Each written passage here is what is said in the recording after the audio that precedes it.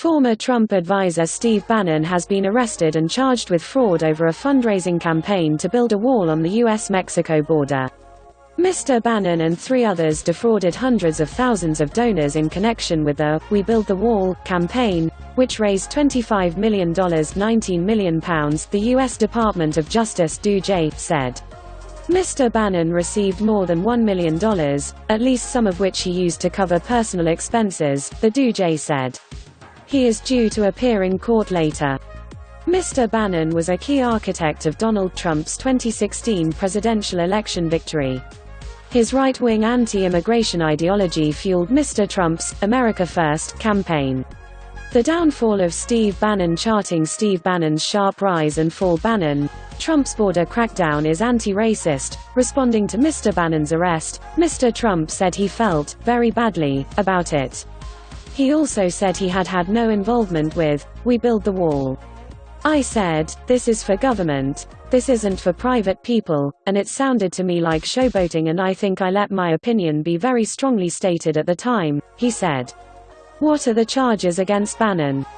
The "We Build the Wall" campaign pledged to use donations to build segments of the border barrier, whose construction was a key Trump promise during the 2016 election, on private land. But Audrey Strauss, the acting U.S. Attorney for the Southern District of New York, SDNY, said Mr. Bannon, Brian Kolfage, Andrew Badolato and Timothy Shea had defrauded hundreds of thousands of donors, capitalizing on their interest in funding a border wall to raise millions of dollars, under the false pretense that all of that money would be spent on construction.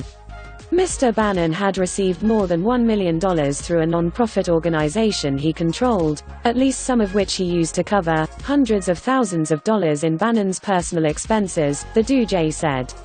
Meanwhile, Mr. Kolfage, founder of "We Build the Wall," covertly took $350,000 for his personal use, the statement said. While repeatedly assuring donors that Brian Kolfage, the founder and public face of "We Build the Wall," would not be paid a cent, the defendants secretly schemed to pass hundreds of thousands of dollars to Kolfage, which he used to fund his lavish lifestyle, Ms. Strauss said. SDNY Inspector in Charge Philip R. Bartlett said the 4 created sham invoices and accounts to launder donations and cover up their crimes, showing no regard for the law or the truth. This case should serve as a warning to other fraudsters that no one is above the law, not even a disabled war veteran or a millionaire political strategist, he said. Mr. Bannon and the 3 others launched the scheme in December 2018. The DOJ said, and during the campaign Mr. Kolfage said that all of the money donated would go towards construction, while Mr. Bannon publicly said, "We're a volunteer organization." All 4 defendants are charged with 1 count of conspiracy to commit wire fraud and 1 count of conspiracy to commit money laundering, each of which carries a maximum penalty of 20 years in prison. Mr. Bannon, 66, will appear in court in the SDNY. Mr. Kolfage and Mr. Badolato will appear in separate courts in Florida, and Mr. Shea will appear in Colorado. Mr. Bannon is the 6th former senior aide to Donald Trump to face criminal charges, after ex-Trump campaign chairman Paul Manafort, veteran political operator Roger Stone, ex-Trump lawyer Michael Cohen, ex-deputy campaign manager Rick Gates and ex-national security advisor Michael Flynn. The line between legitimate online political fundraising and swindling is sometimes a fine one. Federal prosecutors are now alleging that Steve Bannon, a former top political advisor for Donald Trump, crossed it. Mr. Bannon was one of those fringe figures who rode Trump's improbable rise to the presidency to national prominence. His time in actual power at the White House was short-lived, however. Donald Trump reportedly resented news reports painting Mr. Bannon as the brains behind the president, a perception boosted by Mr. Bannon's willingness to talk with the press. Since then he mostly has been confined to advocating for the president from the sidelines, and participating in sometimes questionable side projects like this Wall Foundation. That this indictment comes out of the Southern District of New York, the federal prosecutorial office that has handled other high-profile cases involving Trump associates, will stir greater interest in the indictment.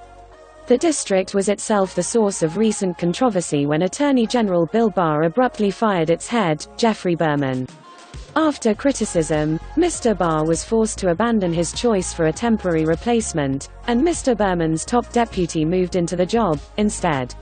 It was this woman, Audrey Strauss, who announced Mr. Bannon's indictment. Who is Steve Bannon?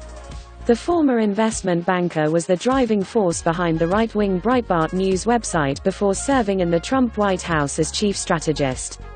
His influence was discernible in key decisions such as the mid-2017 U.S. withdrawal from the Paris Climate Agreement.